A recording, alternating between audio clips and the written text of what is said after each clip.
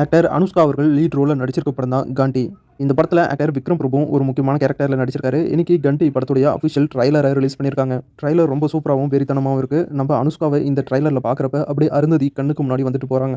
கண்டி படத்தில் விக்ரம் பிரபு நம்ம அனுஷ்காவுடைய லவ்வராக தான் நடிச்சிருக்காரு. இந்த படத்துக்கு நிறைய வாட்டி ரிலீஸ் டேட் சொல்லி தள்ளி போய் இப்போ தான் ஒரு வழியாக பார்த்தீங்கன்னா வெறித்தனமான ஒரு அஃபிஷியல் ட்ரைலரை ரிலீஸ் பண்ணி இந்த டேட்டில் தான் ரிலீஸ் ஆக போகிறோம் அப்படின்னு அஃபிஷியலாக அனௌன்ஸ் பண்ணியிருக்காங்க.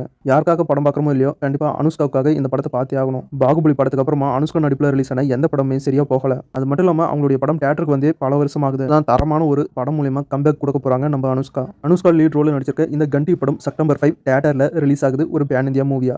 கண்டி படத்துடைய ட்ரைலரை நம்ம சேனல் கம்யூனிட்டி போஸ்ட்ல ஷேர் பண்றேன், செக் பண்ணி பாருங்க. அதே செப்டம்பர் 5 டேட்ல டைரக்டர் ஏஆர் முருகதாஸ் டைரக்ஷன்ல சிவகார்த்திகேயன் ஹீரோவா நடிச்சிருக்க மதராசி படமும் ரிலீஸ் ஆகுது. மட்டும் இல்லாம காஞ்சூரிங் தி லாஸ்ட் ரிங் படமும் செப்டம்பர் 5 தான் தமிழ்ல போட ரிலீஸ் பண்றாங்க. இந்த படம் கூடவே பேட் கேர்ள் அப்படிங்கிற படமும் செப்டம்பர் 5 தியேட்டர்ல ரிலீஸ் ஆகுது.